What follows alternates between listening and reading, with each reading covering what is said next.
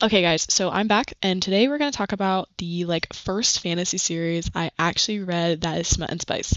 And if you're new here, I mostly review Smut and Spice books. That's what I'm currently on, and so that's what I'm reviewing. All right, let's talk about this series by Tessa Hale. As usual, before we continue, if you could just give a like, a comment, a share, a follow, anything like that helps us small creators, and I really, really appreciate it. All right, now let's get to the juicy stuff. Okay, so first of all, I forget names. I'm a huge name forgetter. I love the stories, I love the plots. I can tell you specific details about things, but names I suck at. So just bear with me on this, okay? All right, so this series is called The Dragons of Ember Hallow. Yes, I'm reading that off to the side. And there's three books. I read all three books, I believe within a week, maybe a month because of shipping. And I forgot to order all of them at the same time. But either way, as soon as I got them, I sped through them. They're kind of like short stories in terms of length. Like they're not super thick. So, keep that in mind if you're a big, gigantic width book reader, this is not it. So the first book's name is Twilight of Embers, and then the second book is Midnight of Ashes, which looks like this. And then the third book is Dawn of Flames. Let's start with the first book. So, getting myself organized. The first book is called Twilight of Embers. And this really introduces us to the world here. The main female character's name is Hayden, and she meets one of her five, is it five? Five mates, I believe, before we even get that far in the story. So to back up, she was raised in somewhat of a foster care home situation. Her parents are murdered, and that's sad and traumatic. So she carries that trauma pretty much everywhere she goes. She got a scholarship to a new university called Evergreen University. I believe it's based out in California. It's on the west coast of America, somewhere, but up in the mountains where it's green and evergreen. She gets off the bus with barely no luggage because where she came from, she didn't have a lot of materials to begin with. So, she gets off the bus, she's walking on the campus, it's busy, it's cool, and then she runs into her mate on the first day of her being there. She's not even in class yet. She literally just got to campus. So if you're somebody who is really into tension building and late meet cues, this is not the series for you. Everything happens pretty quick and pretty intense and pretty hot and pretty steamy really, really fast. So if you are definitely somebody who's not into quick and fast moving pace stories, this is definitely not for you. So she meets her first mate, which his name is Knox. I'm pretty sure. Knocking, I think. And he immediately realizes that she is also a dragon, to which she does not know yet. The main female character doesn't know that she's a dragon till much later into the story, much later. And so he's like, why is she by herself? Because female dragons are super, super rare in this world. They are rare for a couple of reasons. One, they don't normally exist. And when they do exist, they can't always transform into their dragon parts. And so there's all of that. And when they do come into the equation, a lot of hordes, dragon hordes and clans are like, yeah, we want that female to breed with, because dragon and dragon equals stronger dragon. Basically, that's the formula that we are told throughout this entire book series. So she meets her first mate, and there's already an instant connection, and she feels a little dizzy after the physical contact. And if you didn't see me, I just made a face at that. And so he's like, oh, let me help you get to where you need to go. She's like, I'm good. I don't know you. We don't have to have this weird interaction. I'm good. And so she's like, I'm like, you can leave now. So then her first mate there, Knox, leaves begrudgingly, very begrudgingly. He doesn't want to, but he does. And so then she settles into her room, and her roommate is, for lack of a better word, a biatch. Bitch. Okay? That is what she is. And she's like, I saw you hanging out with Knox. Do you know him? And Hayden, the main female character, is like, girl, I literally just got here. I don't know who that is. Who are you talking about? And so that's kind of funny because, like, it's just comic relief. And so she settles in, she does the things, and then, like, the next day, morning, Knox is knocking on our door with hot chocolate and something chocolatey, like a muffin or a croissant. And I'm like, first of all, that's hot. Like, it's, if a dude in the fictional world can get a girl that he's not even officially with yet, the effort of bringing a hot drink and a chocolatey pastry in the morning, not only without being asked, but without, like, any type of pain, like it's a job. Yes, that's, like, attractive. Anyway, so that happens, and Knox and Hayden talk a little bit, get to know a little bit about each other. They kind of, like, open up some things that most normal people wouldn't talk about until they're, like, way further down a friendship. And both of them are like, I feel so odd being able to open up to you so quickly. And Hayden's really confused because she has no idea what's going on. She doesn't know she's a dragon. She doesn't know that Knox is her mate. Like, she's so confused. And Knox is over here like, well, you know, it's because that we're fated to be together, but cough, cough. Like, it's funny in its own way. And then Knox has a brother, twin brother, named Easton, who's also one of her mates. And Easton sees them together, eating, drinking, laughing, whatever.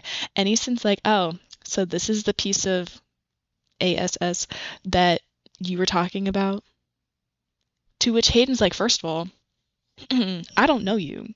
You don't know me. What is this hostility coming from? And Knox kind of, like, smacks Easton, which was so fair. So that's kind of like how the first book starts. She meets pretty much she meets every single mate in the first story, but only two of them, which is Knox and another one of the found brothers, not a biological brother, but a found brother, in their horde.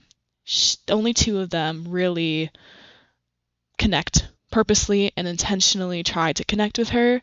The others don't want to yet. They're like, and part of it's because one of them's her professor, and there's like a 15-year age gap. So he's like, you know, it's inappropriate for so many reasons. I'm holding myself back. The other one is he's seen what the side effects, the negative side effects are of having a mate and losing one. And so he doesn't want to go through that himself or make Hayden go through that. And so he's kind of like isolates himself and has angry outbursts and instead takes it out on everybody else, including himself, instead of facing the issue. And I actually lied earlier. There was 3 brothers who intentionally and purposely are trying to connect with Hayden as the mate, and there's only 2 who are like, nah, bro, I'm good. So that's how the first book is. It ends in a cliffhanger on purpose. Tessa, why? Where Hayden's in trouble and one of the brothers that doesn't like her, Easton, comes in and tries to defend her. So that's kind of a hot ending. It's a sad and hot cliffhanger ending because we're at a dangerous cliffhanger, but one of her fated mates who purposely tried to ignore her throughout the entire first book comes in and tries to rescue her. Isn't that so sweet? Oh my god. Okay, then the second book is Midnight of Ashes. Oh, here's the cover. And in this one, we are introduced to, what is their name? See, I'm forgetting names. I don't remember what their name is. All right, well, we're just going to call them the Council. I don't remember if that's what they're called or not, but basically the Council is what the ruling people are over, like, dragon hordes and, like, the rules. They enforce the laws. They keep track of history. And it's mentioned very early on that, like, even in the first book, while they're not specifically mentioned, they are indirectly talked about through, like, past trauma, because pretty much every single one of Hayden's fated mates have gone through trauma with the council. And so it's pretty clear that like the ruling people are corrupted and aim to benefit themselves and only themselves with obviously power, money, influence, that kind of thing. Like every other dictatorship and tyranny situation. Tyrannic situation? You know what I'm saying. So that's where we finally meet them in book 2. And they come into the presence and they are basically like, hey, so we heard you have a female dragon in your horde, one that you did not report. And so we would like to introduce her to other dragon hordes and clans and let her make the decision about where she wants to be. Now, on the surface, that sounds okay. It sounds like, oh, they actually care and just like want her to have the best options available. You would be wrong, all right? They don't care. They want to put her in a place that gives them the most power. At least that's what's hinted at. And so Hayden has to go to this like event where I believe it's 5 other specific hordes and clans are gathered to see if she has any kind of spark with any of them.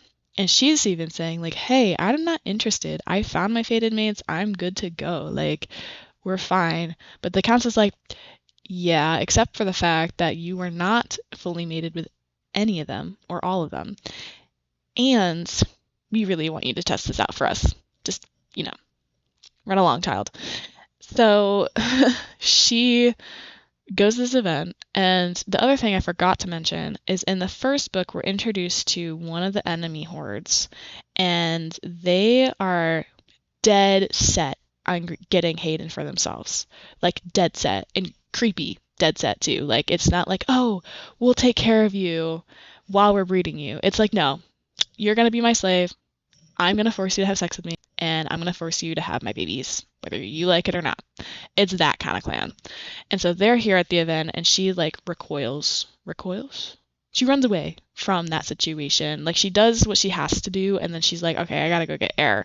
And then she's cornered by that same clan, and it becomes a whole thing. I'm not trying to spoil it too much. But anyway, that's the main focus of book 2 is the council, Hayden getting introduced to other different types of clans, still battling this one horde that just can't leave her alone and wants to have her as a possession, and that kind of thing. Then book 3. Oh, book 3 is so good. So, as we mentioned, the council is definitely corrupted. Specifically, 1 or 2 people in the council, and one of the people in the council kidnaps, you heard me, kidnaps Hayden at the end of book 2. And we see what this kidnapping situation looks like for the first couple chapters of book 3. She finally manages to escape, and I won't tell you how, because there's some stuff there that I have conspiracy theories about. Like, I'm not gonna lie, but that's like a different video, because I could go on forever. So we start out in her kidnap situation in book 3. She ends up getting rescued by a third party that was hired by her mates. She gets back home, and one of her mates, the Viking, who is hot, I love him, oh my god, he's so gruff, but anyway, he's turned into a dragon and has lost control of himself. Like, his dragon's not letting him turn back into being human. And so when Hayden gets back, she's like, hey, like, where is whatever his name is? And they're like, oh, he's off doing his thing. And she's like, what does that really mean? And so then they explain the situation. She's like, well, take me to him. And they're like, not in this condition. And she's like, that's my mate. Are you really telling me no right now? To which they all are like, fair point. So they take her to an open field where her mate comes down. And he's a beautiful dragon. He's so beautiful. And she's like touching him, petting him. They go up in the air. They have a whole moment. And it's super sweet. And then they turn back and all things. We move past that. This one clan's still an issue. The council's now an issue. Basically, everybody's after Hayden still. Their horde is in danger. It becomes a whole, like, far bigger scandal than it started in book 1. And then they figure it out because there's a secret that Hayden has that the council member told her in her captivity. And I'm not going to tell you because I really hate trying to spoil all these different things. But it's pretty big. And it has to do with the council history and Hayden's actual parental lineage. Remember, her parents, they were murdered. And it's pretty good. And so that kind of helps the story end and conclude with her secret. And then we see an epilogue where she's with all 5 of her mates. She's flying, there's kids, and it's just a really good fantasy series, especially if you are new to spicy and smut books and fantasy and you're looking for a series that's short, sweet, and gets to the point and has a lot of those miniature tropes in there, like touch her and die, I'm only gentle with her, kind of like a forced rooming situation, and there is a little bit of kinks in there, not a lot, but there's a little bit. There's definitely spice, there's definitely primal urges. It's just a really good series, and I highly, highly recommend if you are looking for a beginner fantasy series for smut or spice. Okay, that is all I have for you today. Remember, leave a like, a comment, a share, subscribe, do whatever you would love to do. I appreciate anything that you do for my channel. As a small content creator, I really do. So have a fantastic day, and I hope you enjoyed this review. Mwah!